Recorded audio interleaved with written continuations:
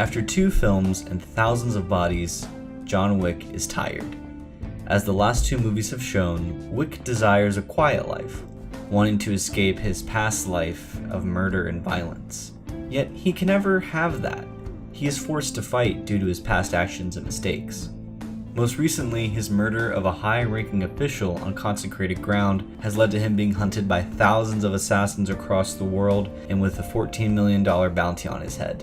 Wick looks and feels tired in this film, unable to avoid the onslaught of would-be assassins and killers seeking fame. Wick's state within the plot could almost be a visual representation of the movie itself. While still impressive and cool as ever, John Wick Chapter 3, Parabellum, is physically exhausting and starting to feel tired as a franchise in general. The opening fights of Chapter 3 are incredible.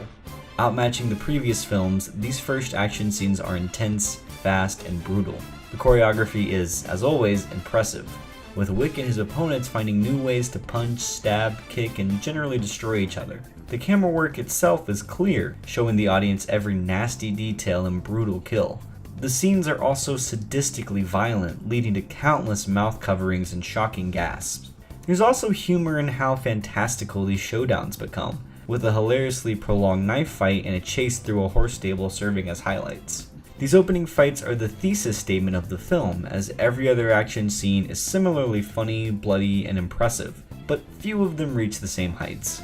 There's a fight halfway through involving Halle Berry and her trained killer dogs that is technically impressive, as the filmmakers somehow manage to perform complex stunts alongside animals who need to also perform their own perfectly timed stunts. From a production standpoint, it's jaw-dropping. Yet I couldn't help feeling slightly bored at times during this fight. It's Keanu Reeves and Halle Berry's character shooting nameless thugs in the head, fighting them hand to hand, spilling blood everywhere to the deafening sound of gunfire. We've seen this all before, specifically in the last 2 movies, and the fighting has become almost numbing at this point. This style of combat was impressive then, but it's becoming a crutch now. Luckily, the finale finds that exciting spark again, with powerful weaponry that shakes the theater with every shot. Skilled martial artists from the Raid films taking on Mr. Wick, ending with a showdown that is at once humorous and jaw-clenching, serving as a fantastic ending bout. The action scenes are still at the top of their class, showing how effective masterful choreography, clear shot composition, and editing can create exciting scenes that will leave audiences breathless.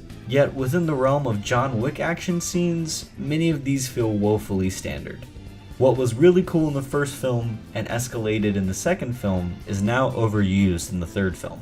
Wick again uses pistols to rapidly take out henchmen, landing headshot after bloody headshot. In fact, the gunplay in this film is the most vanilla it's been, seemingly used to pad out each set piece until a unique or fun kill is introduced, like using a book to decimate a man's head or dogs instead of a kill shot. The close quarters combat is also boring at points, as I can only see Keanu Reeves flip a guy over then shoot him in the head so many times. Issues also arise in the plot and pacing, which are the weakest of the series so far. The beginning is extremely tense, as it truly captures the hopelessness of John's situation. Yet after he leaves New York and lands in Casablanca, the film halts to a crawl as it tries to contrive a way for John to clear his name, introducing new characters like Halle Berry, yet never really going anywhere with them. While this does offer interesting world building for the assassin organization, and I really hope we get more of Berry's character in the next films, the results in Chapter 3 are less interesting than the mysteries hinted at in the last 2 films. By the end, it feels like nothing has been accomplished. The setup found in Chapter 2 has led to another setup in Chapter 3.